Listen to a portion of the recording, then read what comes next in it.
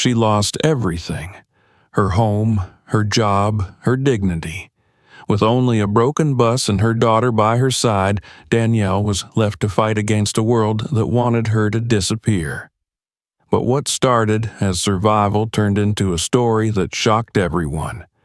Stay until the end. This journey will change how you see strength and resilience. Before we begin, hit subscribe, like this video, and comment where you're watching from. The rain hit the courthouse steps like a slow drumbeat, steady and relentless, as Danielle Williams clutched her daughter Nia's hand and stared at the manila envelope that now contained everything left of her old life. Just 3 years ago, she'd been the marketing director at a rising tech company, owned a cozy townhouse in a quiet suburb of Atlanta, and believed her marriage was unshakable. Now, at 42, she was homeless, unemployed, and divorced, stripped of nearly everything by a system that seemed designed to watch women like her fail. Across the parking lot, the Ashworth family, her former in-laws, slid into their black Mercedes, their laughter sharp enough to slice through the rain. Victoria Ashworth, her ex-mother-in-law, rolled down the tinted window just long enough to deliver the final blow. "Some people just aren't cut out for the real world, Danielle," she sneered. "Maybe this will teach you some humility." The car sped off, sending a splash of filthy water across Danielle's shoes. She guided 11-year-old Nia into the courthouse bathroom, her hands trembling so badly she could barely unzip her purse. Mascara streaked down her face like black rivers, and when she caught her reflection in the mirror, she didn't recognize the woman staring back. "Let me help, Mama," Nia whispered, wetting a paper towel and gently dabbing at her mother's cheeks. She was still a child, but there was a depth to her eyes, a caretaker's instinct, that made Danielle's heart ache. "You're beautiful even when you cry," Nia said softly. Danielle pulled her daughter close, inhaling the scent of strawberry shampoo and childhood. "You're all that matters now. We're going to figure this out." "How?" Nia asked. It was a fair question. The settlement had left Danielle with $847 in her checking account, barely enough for groceries, let alone rent. Their apartment lease had been in her ex-husband's name. The joint bank accounts had been emptied before the divorce papers were even filed. Even her job, 9 years of loyalty, had vanished overnight when her father-in-law's company restructured. Everything, piece by piece, had been stripped away. Banking hours were nearly over by the time they reached the branch, but Danielle was desperate to withdraw the little she had left. The teller's pitying expression made it worse. "I'm afraid there's a lien against your accounts, Mrs. Williams. We can only release the amount specified in the court order." "That's all I have," Danielle whispered. "Everything else is gone." She tucked the meager cash into her purse and left the bank feeling exposed, as if everyone could see her shame.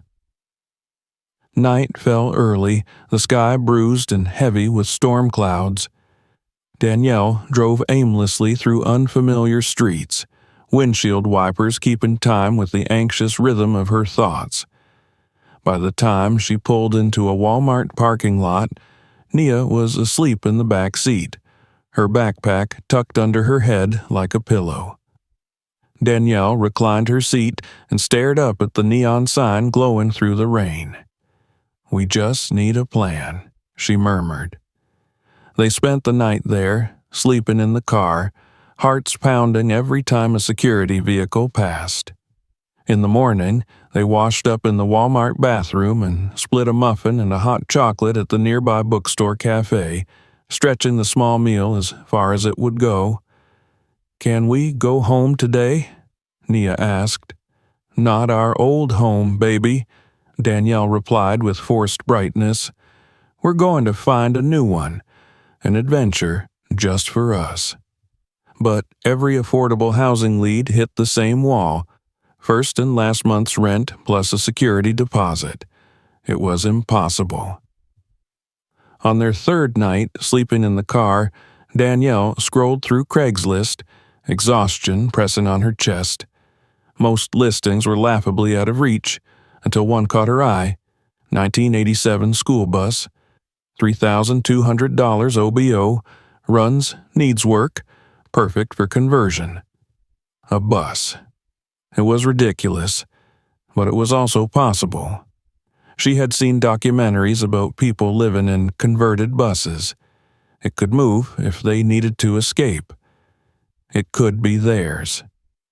Before she could talk herself out of it, she messaged the seller.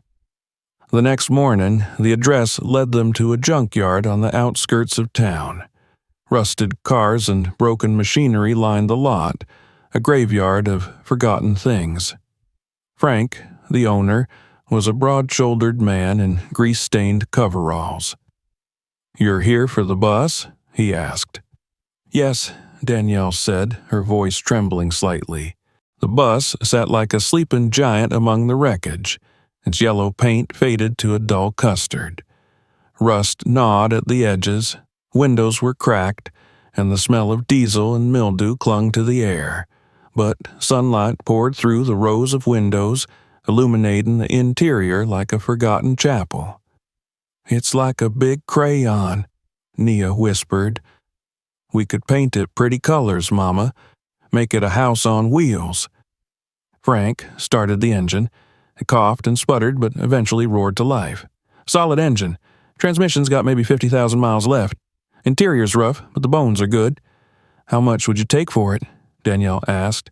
"3 even," Frank said, "and I'll fill the tank for you." It was nearly everything they had. Danielle counted out the cash with shaking hands, watching their safety net vanish to almost nothing. "Do you know how to drive something like this?" Frank asked. "I drove a delivery van in college," Danielle replied. "I can figure it out." By noon, she was gripping the oversized steering wheel, knuckles white, heart pounding as the bus rumbled down the road. They parked behind an abandoned strip mall, hidden from view. Nia spread out their blankets across one of the least damaged seats. "It's like camping," she said, her optimism unshaken. "Exactly," Danielle whispered. "Indoor camping." When Nia finally drifted to sleep, Danielle sat in the driver's seat and stared into the darkness. They had no home, no job, no plan, only an aging bus, a few $100s, and each other. The enormity of their situation pressed down on her like the rain still tapping against the roof. From the bottom of her bag, Danielle pulled out an old leather-bound book, its pages yellowed with age. Inside, her grandmother Rosa's handwriting flowed in an elegant script. On the first page, a message. "To my Danielle, the secret ingredient is starting over. With love." Her grandmother had survived Jim Crow, widowhood, and raising 4 children on her own. If she could rebuild from nothing, so could I, Danielle thought. She traced the inscription with her fingertip and looked back at her sleeping daughter. "We're going to be okay," she whispered into the darkness. It wasn't hope yet, but it was the beginning of something close. And for now, that was enough. The mornings inside the bus were cold and damp, the thin metal walls sweating with condensation that dripped onto Danielle's face before sunrise. Nights turned the vehicle into a freezer, and by midday it became a sweltering oven. Every small discomfort reminded her that this wasn't a home, it was a shell, a desperate stopgap. Yet, every time she looked at Nia, curled up under their thin blanket with a smile still somehow lighting her face, Danielle felt the stubborn ember of determination refuse to go out. They had been living in the bus for nearly a week when the first real test came. Nia developed a cough, deep, chesty, and relentless. Danielle spent their last $47 on children's medicine, cough drops, and soup from a convenience store. "I'm sorry, baby," she whispered as she held her daughter that night. "I promise I'll make this better. But Promises didn't pay bills. Promises didn't fix broken lives. She knew she had to act. The next morning, Danielle packed their things and headed to the public library. Nia sat at a table doing her homework while Danielle searched online for any ideas that might help them.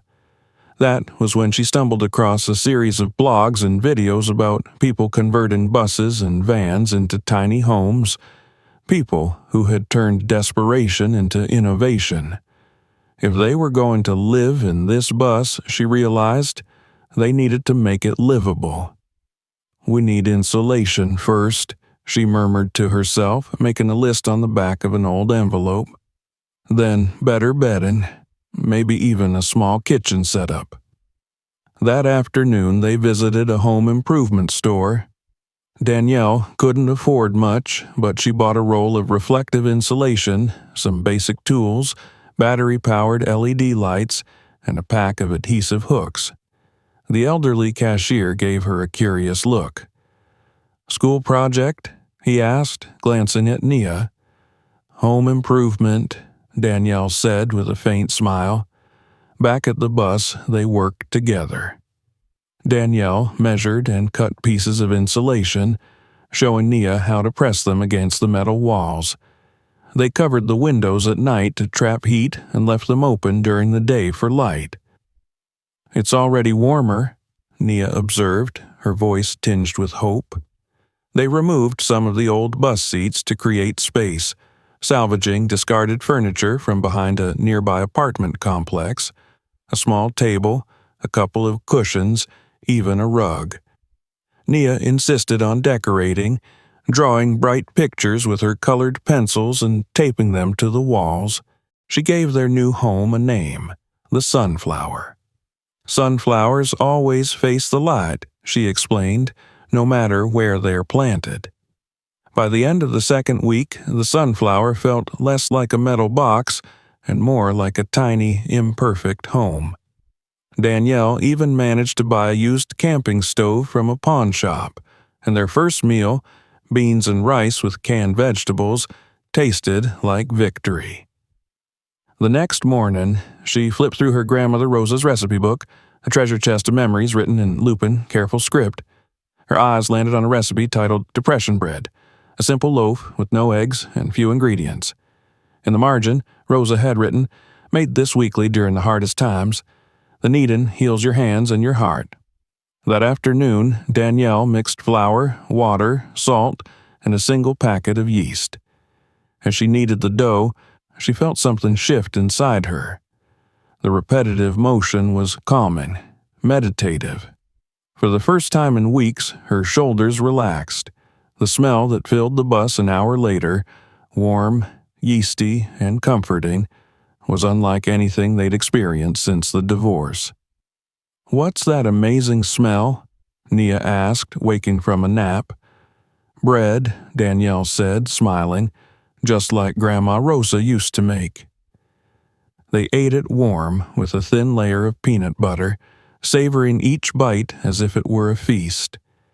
That simple loaf marked the beginning of something bigger than either of them could see. Days turned into weeks, and their routine began to form. Mornings were for cleaning and small repairs.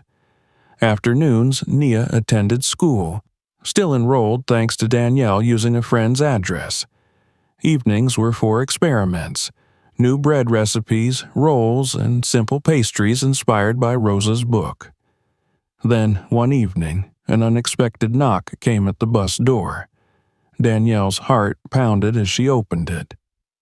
Standing there was an elderly man with silver hair, a cardigan, and a curious smile. "Pardon the intrusion," he said. "I live in the apartment complex across the way. I couldn't help but notice you've been parked here a while, and I couldn't help smelling what you're baking. Is that cinnamon I smell?" Danielle tensed, prepared for complaints or threats. Instead, the man's eyes lit with genuine delight. "My name's Harold Whitmore," he introduced himself. "I was a pastry chef for 40 years before retiring. Would you consider using my kitchen once a week? In exchange, all I ask is a little of whatever you bake." Danielle blinked, taken aback. "You'd let strangers use your kitchen?" "I'm a good judge of character," Harold said with a shrug, "and I miss the smell of baking." That Friday, Danielle and Nia climbed the stairs to Harold's apartment. His kitchen was immaculate, professional-grade appliances gleaming beneath warm lights, every tool in its place. Danielle hesitated before pulling out Rosa's recipe book. "I thought I'd try my grandmother's sourdough," she said. "Excellent choice," Harold replied, his eyes softening at the sight of the worn pages. What followed was an education unlike anything Danielle had expected. Harold didn't just lend them his kitchen, he became a teacher. He showed her how to test flour between her fingers for protein content, how to knead using her body weight instead of just her arms, and explained the delicate chemistry behind fermentation. "Bread is alive," he told Nia. "Your job is to keep it happy." The first sourdough loaf they pulled from the oven was perfect. Golden crust, hollow sound when tapped, airy crumb inside. "Your grandmother's recipe is excellent," Harold said approvingly. "You have bacon in your blood." From that day on, Tuesdays and Fridays became sacred. Danielle and Nia would bake in Harold's kitchen, learning, experimenting, and growing more confident with each loaf. They created sunshine rolls with orange zest and cinnamon, cloud bread that melted on the tongue, and countless other creations. One afternoon, Harold disappeared into his pantry and returned with a glass jar filled with bubbling pale dough. "This," he said, "is Victory, my sourdough starter. My father named it in 1943 when he learned his brother had survived the Battle of Sicily. It's been alive ever since. I'd like you to have some." Danielle stared in awe. "It's older than you." "Indeed," Harold said with a chuckle, "and it deserves to work with hands that appreciate it. Feed it weekly and bring me a loaf made from it next time." That night, Danielle placed the starter gently into their small refrigerator, treating it like something sacred. Holding that living legacy in her hands made her feel connected to something bigger than herself, something that stretched back through generations of resilience. The transformation inside her was subtle but unstoppable. Each loaf they baked, each lesson Harold shared stitched Danielle back together piece by piece. This was no longer about survival. It was about creating, about building something lasting from the ashes of what had been destroyed. For the first time since her old life had crumbled, Danielle didn't fall asleep thinking only of what they'd lost. She drifted into dreams of what they might become. The smell of cinnamon and fresh bread had become a part of Danielle and Nia's daily life, but neither of them could have predicted how much power that scent would hold. It started on an ordinary morning when a police cruiser pulled up beside their bus. Danielle's heart sank. They had been asked to move before, but this officer's deliberate approach felt different. "Morning, ma'am," he said, removing his sunglasses. His name tag read Sullivan. "Is this your vehicle?" "Yes, officer," Danielle replied. "We're just filling up water. We'll move soon." "Are you living here?" he asked, his eyes softening when Nia appeared at the doorway, clutching the frame with wide, nervous eyes. Danielle hesitated but nodded. "Yes, but we're not bothering anyone." "I understand," Sullivan said, "but business owners have been complaining. I can't ignore it." Before Danielle could respond, a sweet, warm scent drifted from inside the bus. Sullivan inhaled deeply. "What is that smell?" "Cinnamon rolls," Nia said brightly. "Mama made them. They're still warm. You look hungry. Would you like one?" Danielle started to protest, but Nia had already vanished inside and returned with a single cinnamon roll on a chipped plate. Sullivan took a bite. His eyes widened, and for a moment, he said nothing. "Ma'am," he said finally, his voice quieter, "this is extraordinary. My wife used to bake like this before she passed. I haven't tasted anything like it in years." He cleared his throat and glanced back at the bus. "What do you charge for these?" "Charge?" Danielle blinked. "Oh, we don't sell them. They're just for us." "You should," Sullivan said firmly. "I'd pay $20 for a dozen, and I know plenty of people who would too." He gave her directions to a city-owned lot where they could park without breaking any ordinances. As he walked away, he added, "I'll be back next Friday with friends. Make sure you have those cinnamon rolls." That Friday, Danielle and Nia baked 4 dozen rolls in Harold's kitchen. So, a police officer tastes your pastries, and suddenly you're in business. Harold chuckled. That's how success begins. One person, one bite. Sullivan returned as promised, and this time he brought orders from several fellow officers and firefighters. The week after that, the demand doubled. Word spread quickly through the police and fire departments. There was a woman in a converted school bus making the best pastries in town.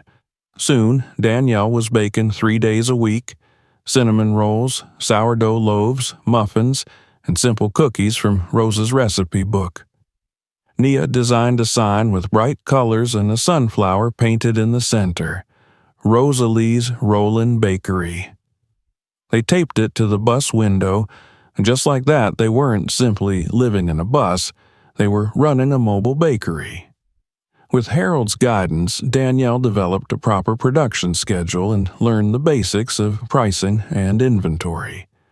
Mrs. Chen, an elderly woman who owned a small commissary kitchen, offered them kitchen space during off hours in exchange for a percentage of sales. Danielle handled baking, Harold mentored, and Nia, ever the natural marketer, managed what she called the customer experience. By the end of their second month, the bakery was bringing in nearly $250 a week. More money than Danielle had seen since the divorce.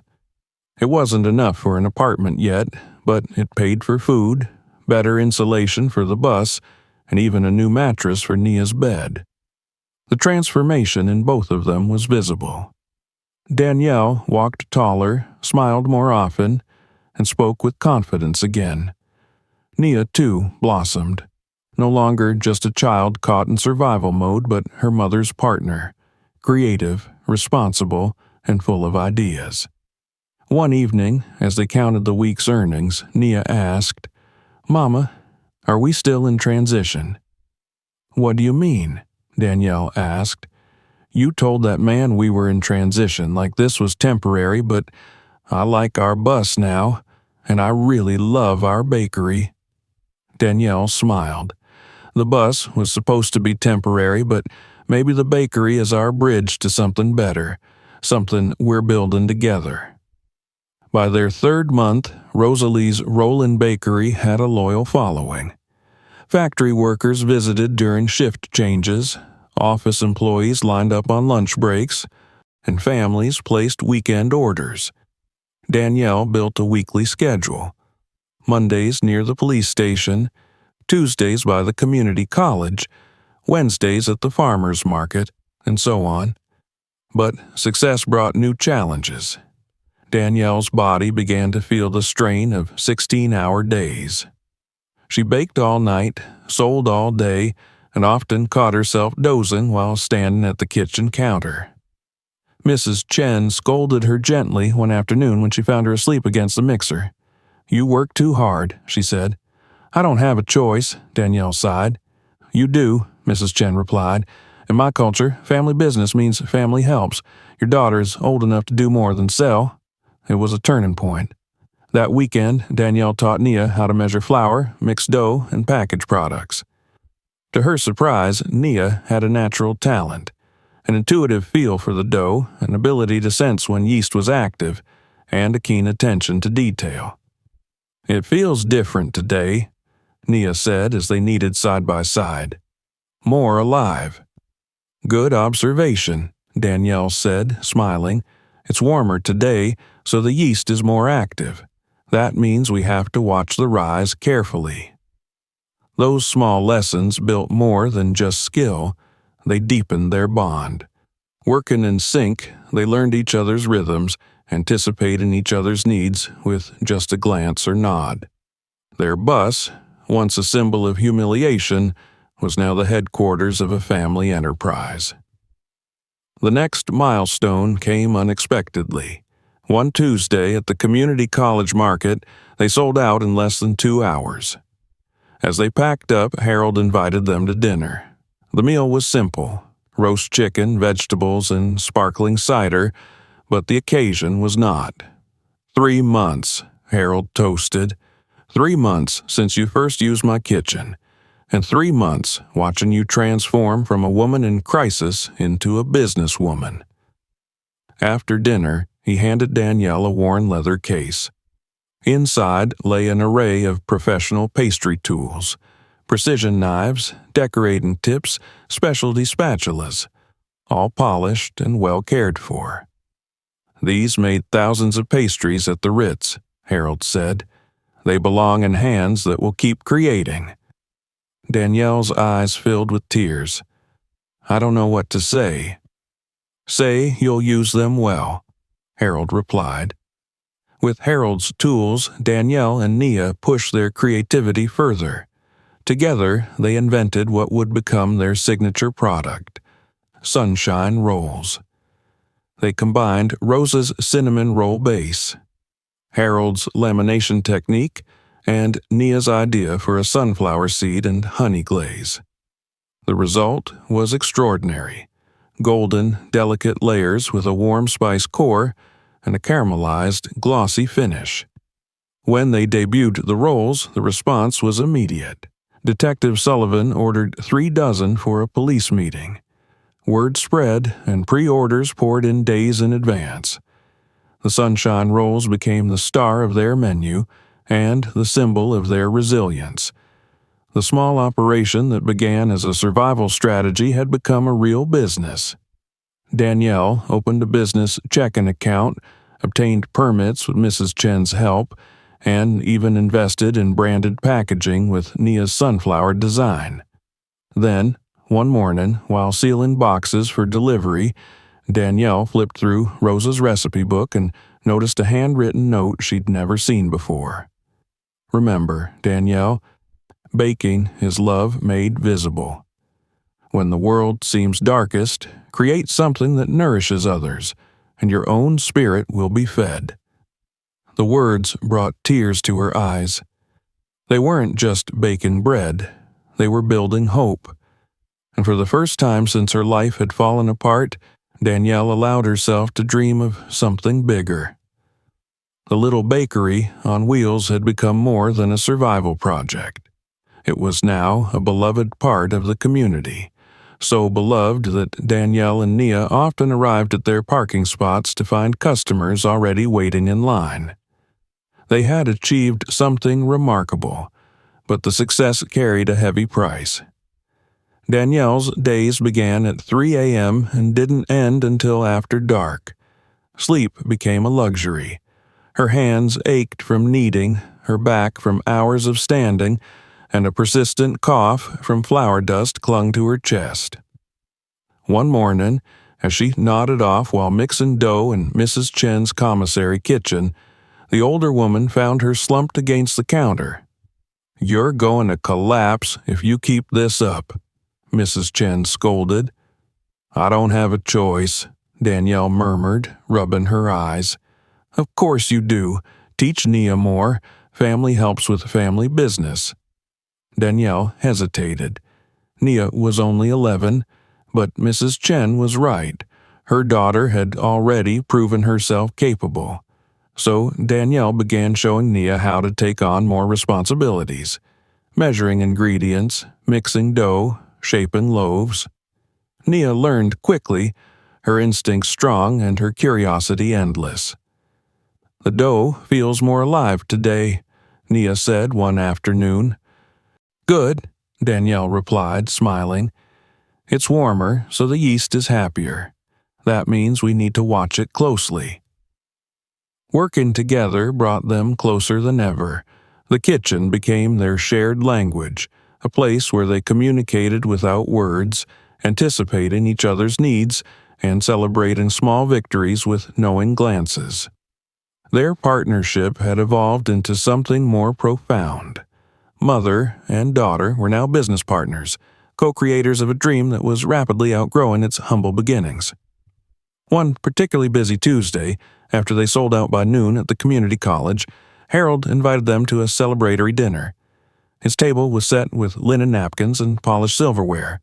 A roast chicken roasted with herbs filled the room with a comforting aroma. 3 months, Harold toasted, 3 months since you first stepped into my kitchen. 3 months of transformation. After dinner, he presented Danielle with a leather case containing a set of his cherished pastry tools. "They're wasted sitting in my closet," he said. "They belong in hands that still create." Danielle, deeply moved, promised to honor his gift.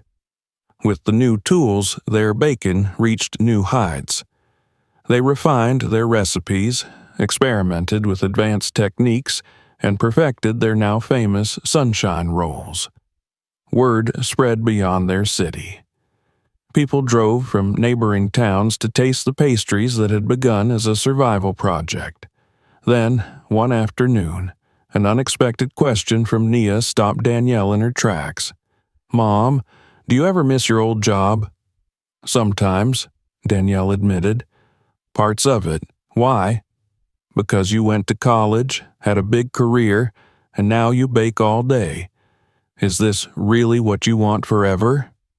The question lingered in the air. Danielle hadn't thought beyond survival and day-to-day operations in months. "Honestly, I don't know about forever," she said carefully. "But right now, this is exactly what I want to do. I've found something I love, something that connects me to Grandma Rosa, and something I can share with you. That makes it more meaningful than any corporate job I ever had." "Good," Nia said, "because I think we should expand." Danielle blinked. "Expand?" "Yeah, we're turning people away. They keep asking if we have a website or if we ship. We're ready to grow." It was more than a child's idea. Nia had done her research. She talked about business loans, grants for women-owned companies, and strategies for scaling. Danielle realized that her daughter wasn't just dreaming. She was planning.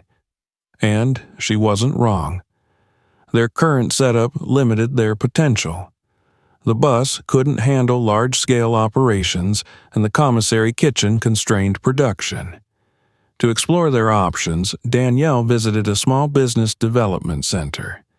The advisor she met listened intently to their story. "You've done remarkably well," he said. "Most food businesses fail within a year, but you're at a crossroads. If you want to grow, you'll need capital, proper facilities, and systems that don't depend entirely on you." The options were daunting. Take on a loan, seek investors, or remain small but sustainable. Danielle left the meeting deep in thought.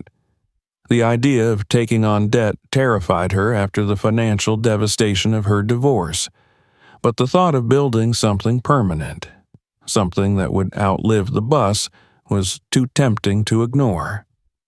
While she weighed her choices, fate intervened. As she left the center, a flash from a camera startled her. A young woman with a press badge introduced herself as Tilly Chen, a food blogger with 80,000 followers. "I've been hearing about you everywhere," she said. "I'd love to feature your bakery." At first, Danielle hesitated. Publicity could overwhelm their limited capacity. But Tilly was persistent. "Your story is powerful. A single mom and her daughter building a bakery from a bus, that's gold. People will love it." Before Danielle could decide, disaster struck. The alternator in the bus failed, costing $600 to repair, nearly wiping out their emergency fund. The incident made one thing clear: they were always one breakdown away from losing everything. Maybe Tilly's offer wasn't a risk. Maybe it was an opportunity. A few days later, Tilly found them at the farmer's market. "You never called," she said, "so I came to you. Let me tell your story." After a long discussion, Danielle agreed on one condition. "Be honest about our capacity," she said. "I don't want to promise what we can't deliver." Tilly was thorough. She arrived at 3 a.m. to document their process from start to finish. She asked about recipes, techniques, and the origins of Victory, the 80-year-old sourdough starter. She interviewed Harold, tasted everything they made, and declared their sunshine rolls the best pastry I've had outside of Paris. 3 days later, the blog post went live. "The best pastry in America is made in a school bus." The article exploded online, shared tens of thousands of times within hours. Their website crashed under the traffic. Lines formed before dawn. Customers drove from other states. Local news covered their story, then national outlets. The attention was overwhelming. Orders poured in faster than they could bake. Their social media exploded with followers and requests. Even Food Network reached out, inviting them to appear on a special about unconventional food businesses. But not everyone was celebrating their success. One afternoon, a familiar black Mercedes pulled up beside the bus. Danielle's stomach knotted as she saw Victoria and Robert Ashworth, her former in-laws, step out. They had come to congratulate her, though their motives were clear when they offered a business deal: supply their struggling restaurant with pastries or open a location under their brand. Danielle's answer was calm but firm. "We have other plans for expansion. We built this ourselves, and we're going to stay in control of it." Victoria's mask slipped for a moment, revealing a mix of surprise and reluctant respect. "You've created something impressive," she said. "I wouldn't have thought you had it in you." The next day, Food Network called again, this time with a bigger proposal. A famous restaurateur named James Harrington, who owned several renowned establishments in New York, had seen their story and wanted to meet.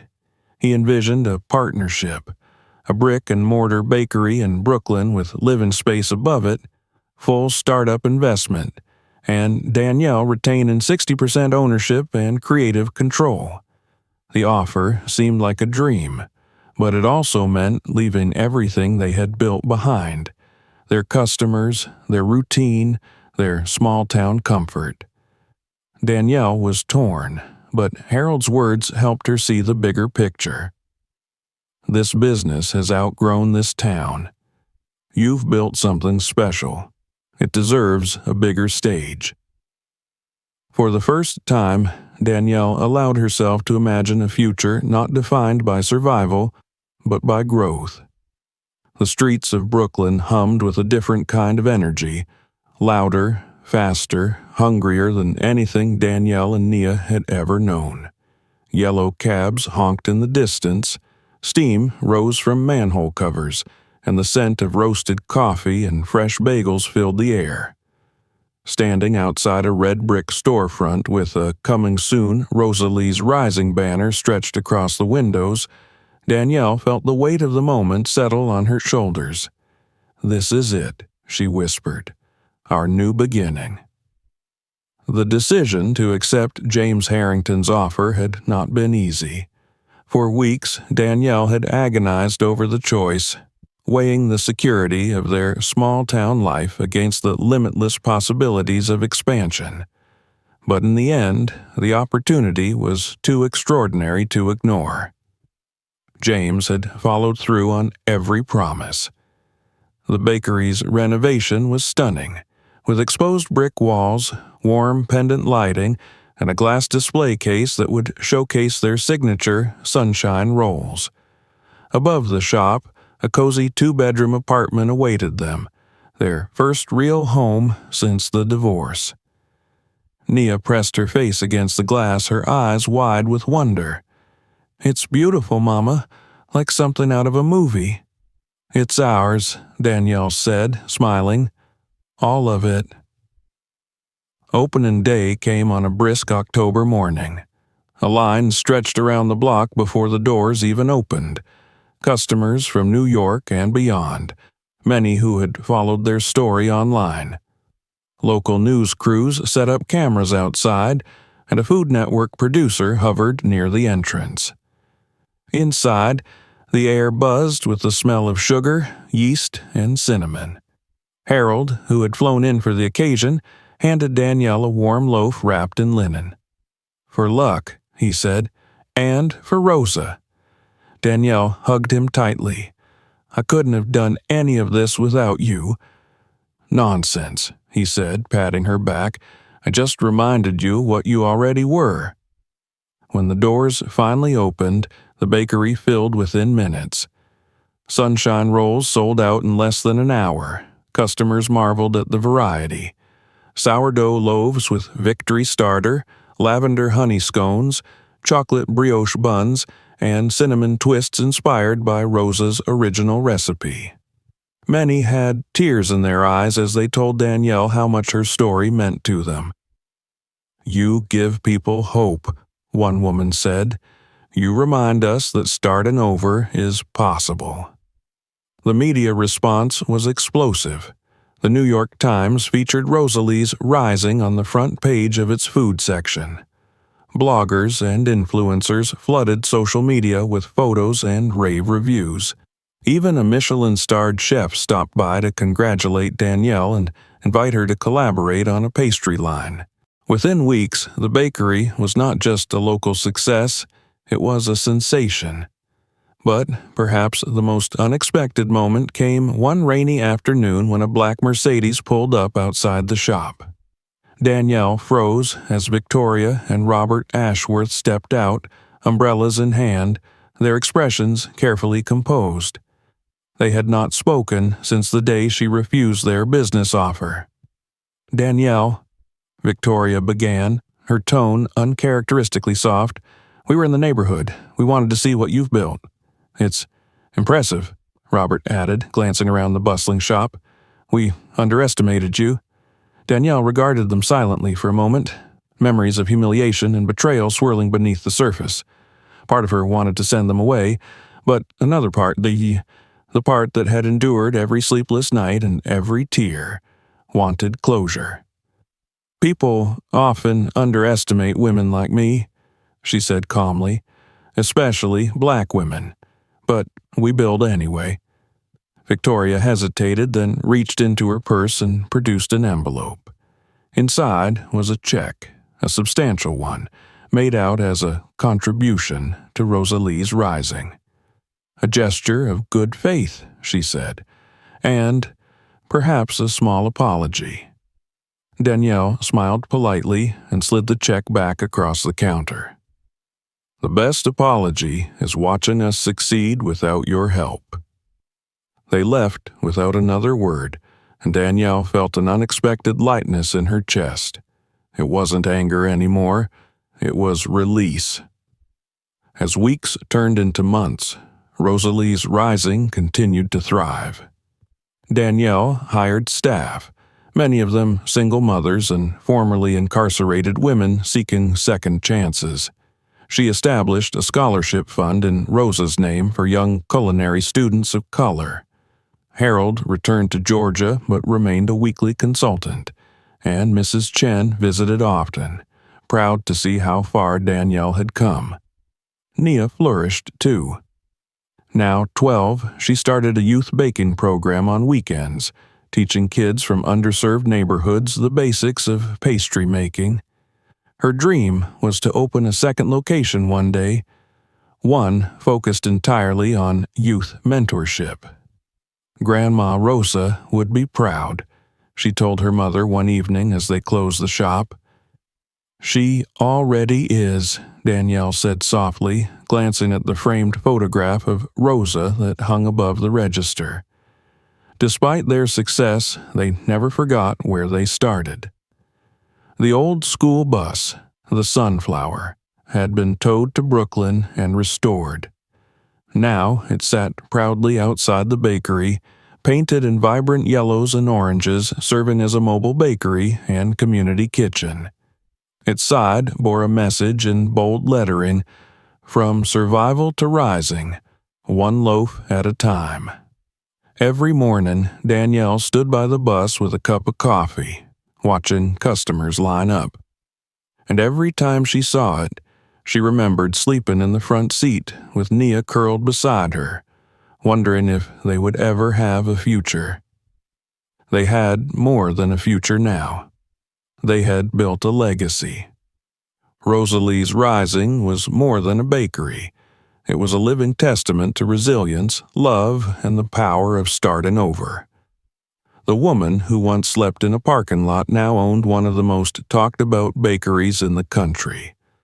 The girl who once did homework under a flickering bus light now taught children to believe in themselves, and every loaf, every roll, every bite carried a piece of their story. The story of two black women who had been written off by the world but refused to disappear. They had risen, just like the bread they baked, and now nothing could stop them from reaching higher. From homelessness and despair to hope and triumph. Danielle and her daughter proved that even from the darkest moments, something beautiful can rise. Their journey reminds us that starting over isn't a failure. It's a chance to build something stronger. If this story moved you, subscribe, like the video, and share it with someone who needs inspiration today. And don't forget to comment where you're watching from.